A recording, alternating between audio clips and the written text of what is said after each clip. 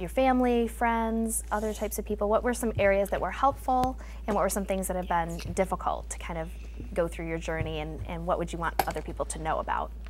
As far as family goes, I think they were generally very helpful, very supportive. They listened, you know, they were a sounding board. They were there when I needed them emotionally, and they were there to give me a little bit of time, you know, when I needed a break, to go out to dinner with my husband or whatever, just to get some of that time. Honey, can you sit on the floor? Thank you. Come down there, that'll be perfect, thank you. You can still blow them. People in the community, our school district has been great. We had heard horror stories about people trying to work with their schools, but we've had a great relationship with our school system, and they have been supportive of both our ABA and our biomed interventions.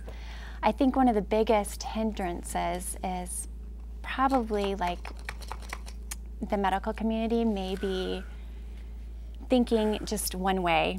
You know, so mainstream medicine, and there's a lot of interventions that maybe are a little bit out of the box that are helping the kids, and I think that the traditional mindset might sometimes be a hinder. And I also think the insurance companies, nothing we do is paid for by the insurance company, and if it is, we have to fight really hard to get coverage. And I think, you know, I think that's a huge hindrance. Right, so it's added battles on top of what you're already trying to do, and, and you're fortunate enough to have the ability to find places for help, have the means to do it, but it was a lot of sacrifices, it sounds like, to make everything happen. And of course it's worth every second and every penny. Are there any more sort of subtle issues that you've had to deal with, even though he's doing so well? Do people sort of have misconceptions about his behavior or about other types of things? Yeah, I think that, well, with Drew, he does so well, but yet he still has characteristics of autism.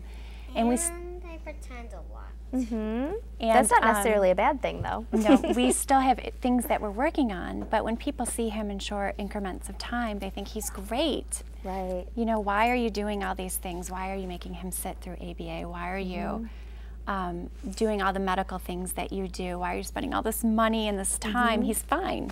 He's fine. I think that can be a really common misconception, is that, you know, you're blowing it out of proportion. Obviously, those people who would have seen him at age 2, 2.5 would have seen what a difference it's made, but I know what you're saying. And they think I'm ultra sensitive, or maybe I'm just being too critical. And, you know, that's hard sometimes because I live with him and, you know, I see him. I know that there's still work to be done. Exactly. Well, you are such an inspirational story to everyone, and we want to thank you for coming in today. If you can think of anything else you'd want to add about your story, or anything you'd like our viewers to know about? He's just a great kid, and he's my miracle, and he's the hardest working kid that there is, I think. I'm sure a lot of other parents can say the same, but he's great, awesome. Wonderful. Thank you so much, Tammy. Thank you. And thank you, Drew. Hi, we're here with another Hope Center family who is very near to our hearts as well. This is Colleen and Brian, proud parents of Brendan, 5, and Nathan, 4. Thanks for coming in and talking with us, guys. Thank you. Thank you for having us. Tell us a little bit about your family. Again, we have 2 beautiful children. We live in Shelby Township. My husband is employed at Beaumont Hospital, and I used to work there for 16 years, and after Brendan was born, I resigned from there, and now I'm a stay-at-home mom. And tell us a little bit about what Brendan was like as a baby. He did not smile a lot. He met all of his milestones, you know, sitting up, crawling, walking.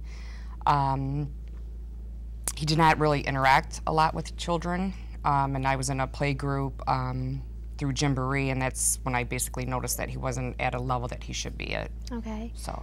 What did you notice, Brian, when Brendan was little?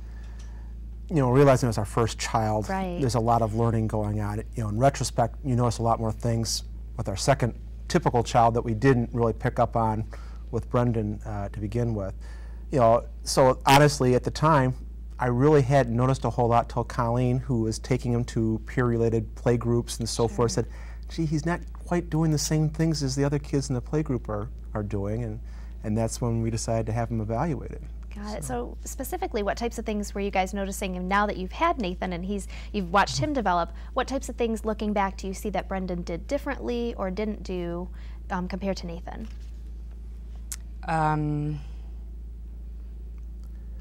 Well, I mean, interaction with others is probably the biggest Right. one. You know, Nathan, in contrast, was gregarious. Right. You know, wanted to be the center of attention, wanted to be the ham, wanted to talk and wanted to, you know, be with everybody. Brendan was not like that. And he was much more socially withdrawn, much more isolationist. He wanted to be more by himself than, in retrospect. You know, at the time you didn't realize it, but you know, as you compare the two, it's clear that Brendan was more, you know, socially averse. In the communicating, pointing at objects. Okay. So, not responding to his name. And then, of course, there was the regression that occurred. Right. You know, Tell us a little 8. bit about that. How old was Brendan? What Brendan happened? definitely had the autism regression. He was about a year old, and he was saying "Mama, Daddy," pointing at objects. I could remember clearly driving in the car, and he'd look out the window, pointing, looking at motorcycles, and say "motor," you know. Wow. And I knew exactly he was saying motorcycle or trying to. And he had eye contact, giggled, and then after about a year old, that's when we noticed the big change. Spinning of things like being outside, spinning that play area, spinning toys, you know, playing not properly with certain toys. And I think that's important for people to understand because sometimes, like you said, your first child, you don't really know exactly what to look for. And looking back, maybe there are some things he was doing in that first year that were a little different. But for certain, after that regression, you noticed some big changes. And then when Nathan came along, you saw, hey, he's doing a lot of things that Brendan didn't do. Was there anything you guys can think of that Brendan didn't do before the regression? You know, some earlier, even earlier potential signs? Or did he seem, in retrospect, pretty much like Nathan up until that point? Well, as I mentioned, you know, the social interaction, you know, that he didn't show the interest to be with somebody else. And you have to remember with children to begin with, it is all about me to a degree, but it's all about me that somebody needs to see me or do something with me. And maybe Brendan was all about me, but it was just me, nobody else but me.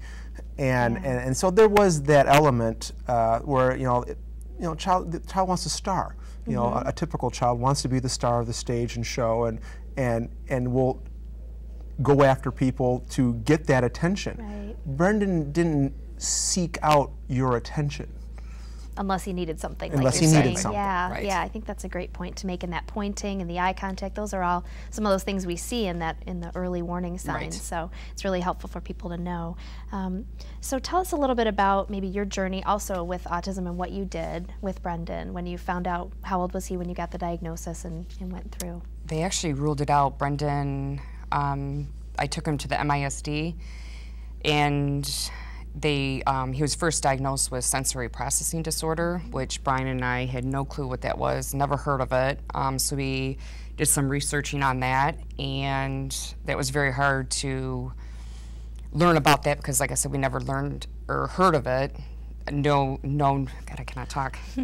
Did not know much about it, and it was very hard to explain to family and friends what exactly is wrong with your child because they never heard of it either. Right. So it was very difficult for us to explain that to others.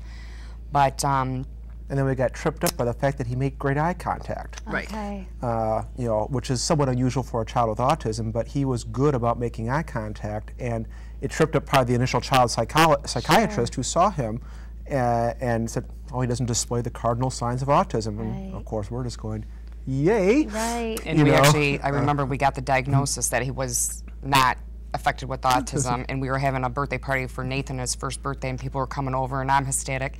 He doesn't have autism, and let's have a great time tonight, because we were losing sleep, and and then 6 months later, that's when he was in the ECD program, and we noticed a change again in the teachers, and finally I made an appointment then at Beaumont Center for Human Development. They finally gave us our diagnosis of autism. And he was how old at that point? He was like 3.5. Okay, so you've had the diagnosis for a while, and then what was your next step after that point? Once you said, okay, I guess it is this after all, which would be difficult again to kind of relearn or re-embrace that possibility. You sort of, you didn't want to spend all the effort researching something that might not be the case. So once we finally have that diagnosis, then it's like, okay, now it's time to learn